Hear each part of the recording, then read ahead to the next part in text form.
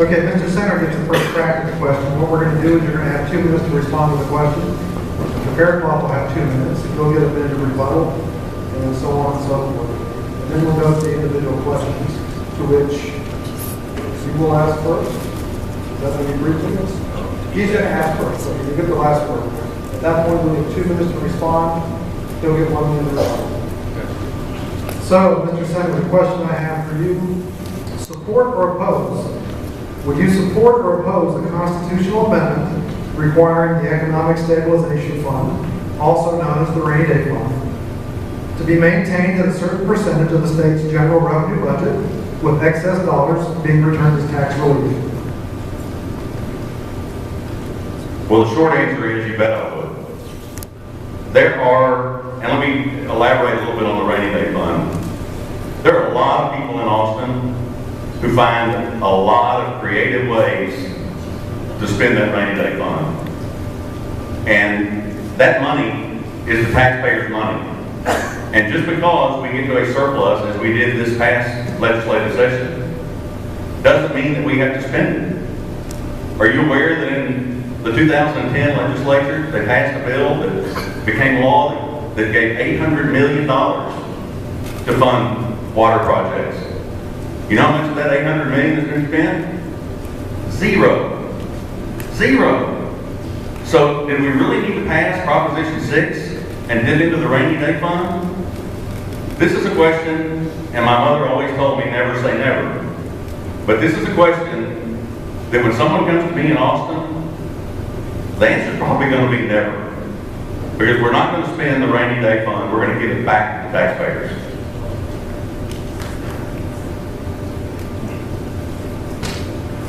I think the answer is absolutely. It is taxpayer money, but it is designed to be, it's the Economic Stabilization Fund. It's designed to be there in the event of a rainy day. It's more of a savings account. It's a backdrop. When you look at the size of the state budget, at the buying in of $197 billion, and we got $9.8 billion in the Rainy Day Fund, that is a drop in the bucket. That money came from the severance tax from oil and gas revenues, the sale of oil and gas in the state of Texas. That's what funds that. Susan Combs, I wouldn't say she intentionally did it, but she certainly made it appear to be less than it would, so we would have a surplus and it wouldn't be spent. We spent everything we had this time. That's not acceptable. We need the needs are great, but if oil and gas plummets, we're going to go back to what we saw in the 80s, where we're going to have deficits and huge deficits, but that's what we're depending on. It's great now. Texas is the opportunity capital of the country, and it's the job creation capital of the country. We don't need to be touching the Rainy Day Fund. Absolutely not. My point is that in times of economic boom, and obviously Texas is pushing the other 49 states with our incredible economic boom, let's not wager the future on what's happening now. Let's keep that fund at what it's supposed to be, percentage-wise. But let's get that money back to the businesses and the people that pay it. Let's get that back to the taxpayers to whom it's due.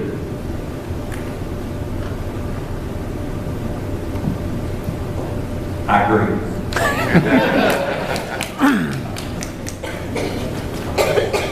Wayne, in 2010, we had a Republican landslide. Virtually every Republican won his or her race statewide. In 2012, we had virtually the same thing, a Republican landslide.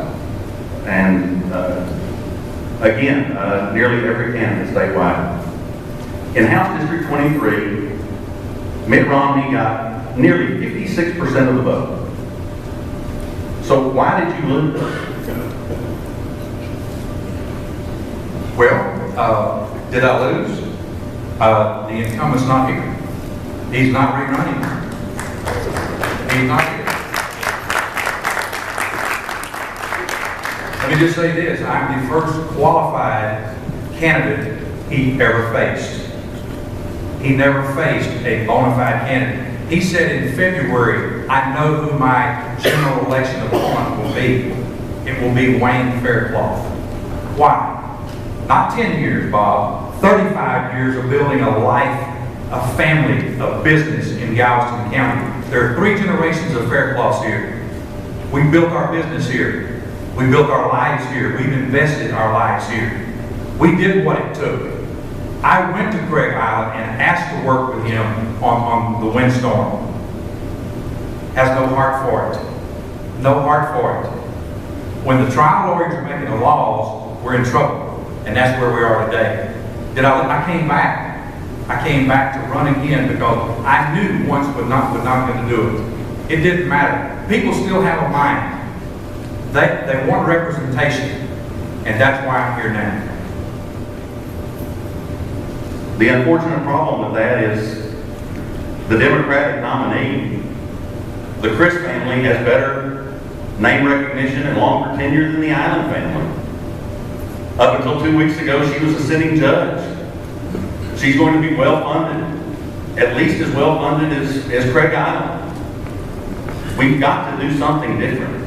Doing the same thing over and over and expecting a different outcome, that's the definition of insanity. So we've got to do something different to beat the Democrat in November. My turn. Bob, with all due respect, you had a chance to support the Republican Party and me in the last election. You chose not to support Texas Right to Life, Texas Alliance for Life, Conservative Republicans of Texas, the Republican State Senator Larry Taylor, Young Conservative of Texas, Texans for Lawsuit Reform, and the Republican Party of Texas. All of these folks endorsed me in House District 23. You did not. There's a question in here somewhere. You endorsed the trial lawyers and the big money Democrats in District 23 against me. The question is this. You did a poll this weekend. It went out. And you said that, was there an issue with Republican voters about you being supported by Democrats? So here's the question. Who are the Democrats that are supporting you in this race? And would you tell us who they are and why they're supporting you in a Republican primary? Well, first of all, I don't know that they're Democrats because they're the same people that support Larry Taylor and Greg Abbott and the same people that give Senator Taylor and Attorney General Abbott campaign support. So I don't know that they're Democrats. I think that Wayne, can you let me finish? They are business people. They are people that know that I am passionate about the issues. As I said during my 4-question interview, they may not agree with me on everything. They may not agree with me on my pro-life stance. They may not agree with me on gun rights. But they agree with me on less regulation, or they agree with me on a more predictable legal system. So, again, I think they are the people that are supporting, as a matter of fact, I know they are the people that are supporting Larry Taylor and are supporting General Abbott. So, they're not very good Democrats if they're supporting those two. Well, it seems to me that this is a Republican primary. I helped build the Republican Party in Galveston County. I've been elected to public office on 3 occasions, served with honor and distinction in each line along the way. And so, for you to come in and do what you're doing is less than genuine. It's not genuine. Republicans want a genuine conservative. They want someone who will stand in the gap and make a difference and be who they say they are. And that's me. I'm that guy.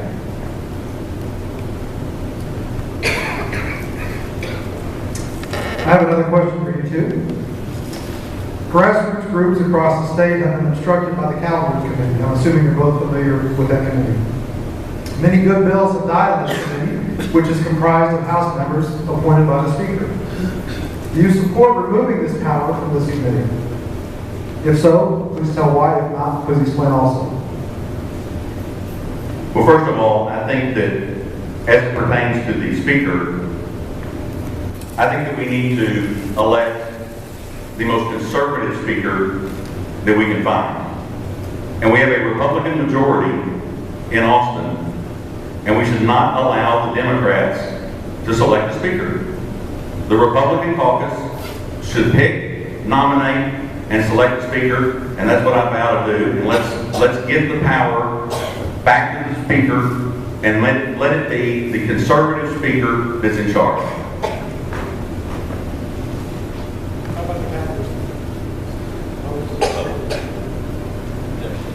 I oppose to the calendars committee the way it's currently structured because there's way too much power there. There's absolutely too much power there. The incumbent that we're replacing was on the calendars committee. It's a very powerful position. It's one that is appointed by the Speaker of the House. And so we must have a conservative speaker in order to have conservative chairman of the committees. It's absolutely critical that that happens. Folks, we have a Republican majority currently. I know Lloyd's sitting in the audience. Hi, Lloyd.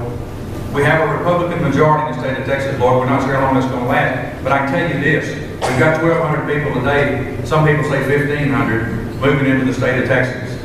They're not Texans. They don't think like we do. I welcome them here, but we need to establish ourselves as conservative Republicans, and we need to do that now. We don't know how many more legislative sessions we're going to have. It's critical that we have conservative, constructive leadership in the House and in the Senate. There are many, many, many good bills that labor in that calendar committee. And they labor there because our current Speaker of the House appointed Democrats into that calendar committee that don't want some of that good legislation, that's conservative legislation, to pass. So, as I failed to say earlier, I oppose the current setup of the calendar committee, but I more importantly support having the most conservative Speaker of the House that's nominated for the next legislative session.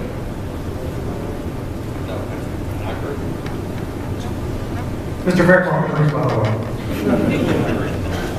Going back to TWIA, one of the reform items that came about with TWIA is the removal of the ability for people to sue. I believe they instituted help me out with this, an arbitration system. And I guess this stemmed from the Ike debacle that happened, basically. Do you support or oppose this new system in such taking away the rights of the citizens to address their grievances through the legal system without going through an arbitration system? We'll start with Mr. Faircloth. Let me just say this, that is a total misnomer. It's a total misnomer. You have the right to have your day in court under the current system. You have arbitration, you go to mediation. If that doesn't settle it, you can sue. Guess how many of the claims that have been up and down the coast have gone to trial since that's been instituted in 2009? One. The system works, folks. The idea that there is no redress for the policyholder, that's a total misnomer. That's just not true. The policyholder still does have rights, and they have rights to go to arbitration. They have rights, as Wayne said, if they do not like the way the arbitrator ruled, they can ultimately go to court.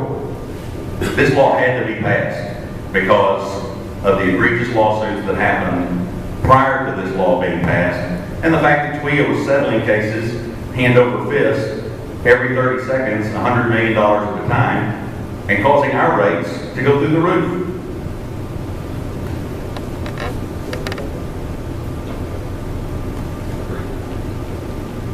Okay, let's see. The final question. The budget for the last term, there was a small group of Republican legislators that called it a non-conservative budget. I think there were about 15 in total. How was your view of the last budget? Do you think it was conservative enough? Or was there too much spending in the state level? Well, I'll give you one prime example of how there was too much spending.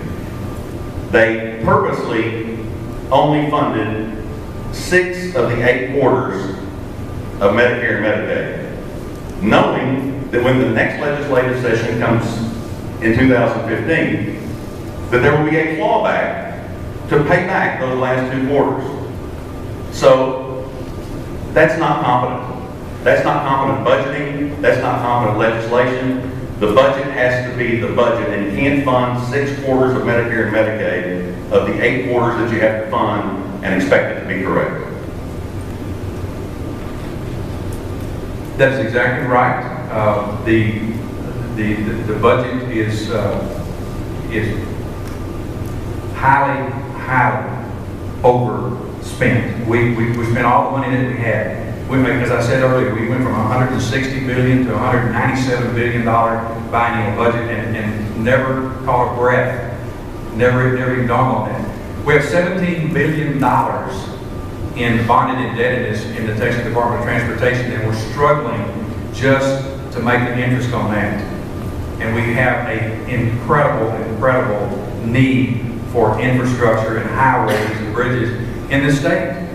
And the legislature at some point is going to have to get serious about looking at the funding mechanisms, about looking at the budget and seeing where our money is going and what we can do to solve some problem instead of kicking the can down the road and sending it to the next legislative cycle.